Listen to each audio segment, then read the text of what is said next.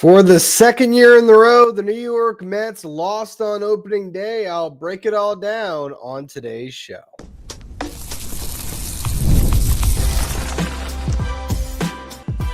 You are Locked On Mets, your daily New York Mets podcast. Part of the Locked On Podcast Network, your team every day. Hello to all you amazing Mets fans. You're watching Locked On Mets, part of the Locked On Podcast Network, your team every day. I'm your host, Ryan Finkelstein. If you want to find any of my work, follow me on X at FinkelsteinRyan. You can also find some of my writing at justbaseball.com, where I work as the managing editor. Well, Juan Soto had a chance. Juan Soto had an opportunity to deliver a signature moment to start off his Mets career, and unfortunately, he did not come through as the Mets fall to the Astros 3-1 on opening day. Second year in a row that they've lost on opening day. That's not what we've come to expect. Opening day for the Mets is supposed to be a time where they always win. For the longest time, it's like 8 times out of 10, the Mets are always going to win on opening day. But the last few years, a little bit more disappointing. And this one was a frustrating game from the beginning, especially if you were trying to watch on MLB.tv. What are we doing, Major League Baseball? I had to go out to a sports bar to catch the beginning of this game because, like many of you, couldn't watch it streaming. And so it was, I started probably 30 minutes before the game, refreshing, trying to figure it out. Hopped in my car at 4 o'clock, was like, all right, I got to get somewhere, got to the sports bar, finally got the game on a TV by the bottom of the first inning, was able to watch it. And then eventually, of course, it came on. But that was just the beginning of the frustration to not be able to watch the lineups be announced and all that good stuff, to not be able to watch Juan Soto get a base hit in his first at-bat as a New York Met in the top of the first.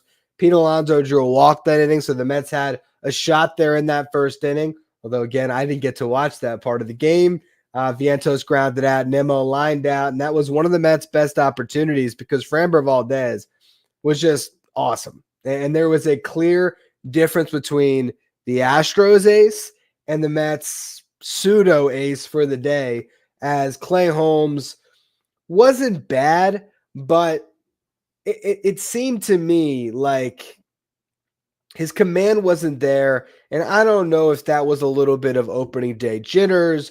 I don't know what the mindset was for Clay Holmes in this one, where maybe because we saw him throughout spring training look so confident, look so in command, and we saw him really go to that kick change a bunch and have a really well-rounded arsenal of 4 or 5 different pitches. And a lot of times in this game, it looked like Clay Holmes, the Yankees reliever, trying to go inning after inning after inning, and he did not have great command of the strike zone, was falling behind a lot of hitters, and it was just a tough go for him. He had a strong first inning where he worked around a 2-out walk, so wasn't much there. You look at the second inning, hit a batter, and then Cam Smith hits one first pitch swinging, just a ground ball that gets through the hole, so you got runners at the corners. He walks Brendan Rodgers, a guy you don't want to walk, and at that point, you had the bases loaded with the bottom of the lineup coming up. He gets a ground ball to Jake Myers, but Myers was just too fast. The Mets couldn't turn 2 there. I will give Holmes credit. He got out of a jam with a big strikeout with Jose Altuve up. That was a tough at-bat. Fell behind, was able to battle back, get a huge strikeout. But overall, again, Clay Holmes just did not look completely comfortable there, and he put the Mets behind. And when you're just talking about the starting pitching matchup, that's where the Mets lose this game, because Framber was just lights out, and it seemed like he got stronger as the game went on. He was just a really tough matchup for this Mets lineup. Was in complete command of the game. Bottom of the third inning, Clay Holmes runs into trouble again, walks the leadoff man, strikes out Yordan, then gives up a pair of base hits to Christian Walker and Yainer Diaz, with Diaz's hit scoring a run.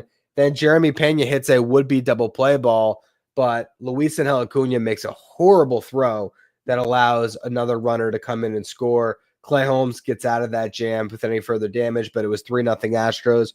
Fourth inning, gives up another pair of base hits, but this time he was able to get the inning-ending double play. Kind of a a crazy double play turn by the Mets. A great pick by Mark Vientos on a one hop. Quick throw to second base. Acuna makes a nice pick. Then Alonso lays out to make a pick on another bad throw from Acuna to get out of that jam. And then that was, 4 innings for Holmes. 5th inning, gets the first 2 outs, walks a batter, and then Huascar Brazobán came on and did a great job really saving the bullpen, getting 7 outs. But the Mets offense in this one just could not get anything going, could not get a run across until the 9th inning. It blew an opportunity in the 5th when Luis Torrens hit a double, but then he got thrown out with 2 outs. You had Juan Soto up, pass ball, Karum's right back to Yainer Diaz, throws him out at third. You can't get thrown out with Soto up in that spot. And then at that point, the Mets really didn't get anything else going against Framber. 8th inning, when you finally faced the Astros bullpen, the Mets drew 3 straight walks against Bryan Abreu, Juan Soto, Pete Alonso, Mark Vientos, all drawing walks. Vientos had a great at-bat there. Fell behind, was able to battle back and draw that walk. Brandon Nimmo, though, lines out, put a good swing on it, but just hit it into the wrong place, right to the center fielder, and so you couldn't score there. Danny Young, scoreless 8th. 9th inning, Starling Marte and Tyrone Taylor each get knocks. Luisangel Acuna has an outstanding at bat, fouls off 7 pitches to draw a walk. So you got bases loaded, Hayden Sanger up with that turning over the lineup. Sanger, you're just hoping he doesn't hit to a double play ball. He strikes out. It's almost a good outcome. So you have Lindor and Soto, bases loaded, 1 out, Mets down 3-0. Francisco Lindor hits a sac fly to get a run across, which is okay, but doesn't do much when you're down by 3. But there was an opportunity for Juan Soto to come through with runners at the corners against Josh Hader. Got ahead 3-0. He got a pitch to hit on that 3-0 pitch, a slider right down the pipe. But Juan Soto looks at that pitch, swings at a fastball that was up and out of the zone that would have been ball 4, and then he just went fishing. Check swing on a slider that was way out of the zone. So it was a really anticlimactic end, because it seemed for a moment like we were going to get this amazing Juan Soto clutch hit that could have extended the game. If he hit home run, the Mets would have gone ahead, but unfortunately, Josh Hader was able to throw a good slider when he needed to, and Soto just chased. And that was the ball game for the New York Mets. A frustrating loss to open up the season for sure. Again, I think the starting pitching matchup was really where the Mets lost this game. Framber just that much better than Clay Holmes. The Mets had some opportunities, but were unable to get it done. In the next segment, I want to talk about what's going to be different tomorrow, and I'll look and see if we got any questions from the YouTube audience. So we'll get to all of that in just a minute. First, though, a quick word from our sponsors.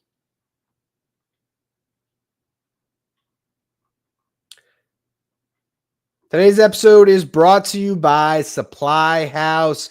Get the supplies you need from the site that's made for skilled trades, Supply House. Whether you're in plumbing, HVAC, or electrical work, Supply House is the reliable way to order products online. Their easy-to-use website is packed with helpful resources and the latest product info to help you get the job done right. Plus, with a complete inventory of over 200,000 parts from 400-plus top brands, you'll find exactly what you need delivered fast from coast to coast. If you need help with an order, Supply House offers expert support and interleading service, so you'll always talk to a real person.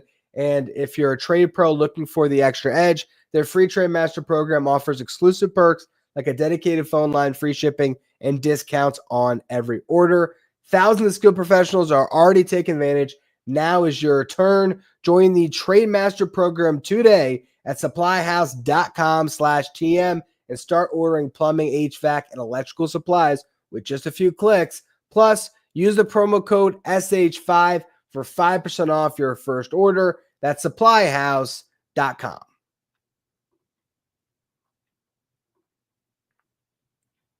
If you're an everyday listener to the show, make sure to become a Locked On Mets insider.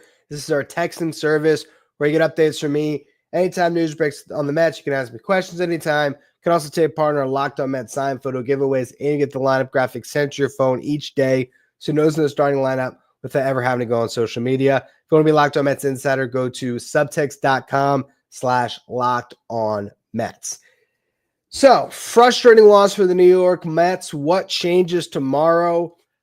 I think that the Mets, for one, need Tylor Megill to step up. But I think that I watched this game, and it wasn't like the Astros overwhelmed the Mets. I don't look at this Astros lineup and think the Mets are completely outmatched by any stretch of the imagination. Again, I think Clay Holmes lost the strike zone a little bit. I think he wasn't on top of his game. I imagine that Tylor Megill will be a little more comfortable because he is a more experienced starting pitcher. So if he can attack the zone, I think the Mets will be just fine. And, this lineup is going to have a much better matchup tomorrow with Hunter Brown. For one, you get your lefties in there. So Jesse Winker instead of Starling Marte, although Marte had a pretty good day. I thought all of his at-bats were good. And then you're also going to have Brett Beatty out there instead of Luisangel Acuna. I'm excited to see what Beatty's going to do in his first opportunity. But this is a Mets lineup that shouldn't be held down for too long. Juan Soto got on base a couple of times, but he didn't have the big moment. I'm sure he's going to be itching to go tomorrow to have some more success. You're going to have a righty, which is going to give someone like Brandon Nimmo a better matchup as well. Overall, I think this was a game where, again, Framber just dominated, and so it put the Mets in a hole that was just too much to climb out of when they couldn't get anything going against Framber. You're losing 3-0, and then you got to try to scratch runs against the Astros bullpen. But once you got past Framber, you had a couple of bases loaded opportunities. So to me, that does point to the Mets lineup being able to get runners on base and create scoring opportunities when they're not facing one of the best starting pitchers in baseball.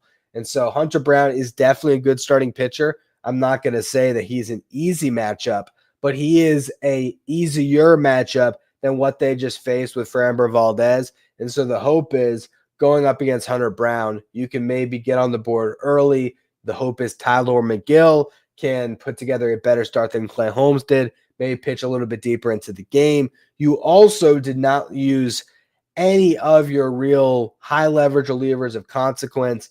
Reed Garrett and Edwin Diaz got up in that 9th inning, but they'll both obviously be good to go. AJ Minter didn't pitch. Ryan Stanek didn't pitch. So even if Megill only goes 5, but you have a lead, you're going to have all of the high leverage options to come out of that bullpen and try to hold on to that lead and even up this series. And then the final game of the series will be Spencer Arrighetti against Griffin Canning, right on right.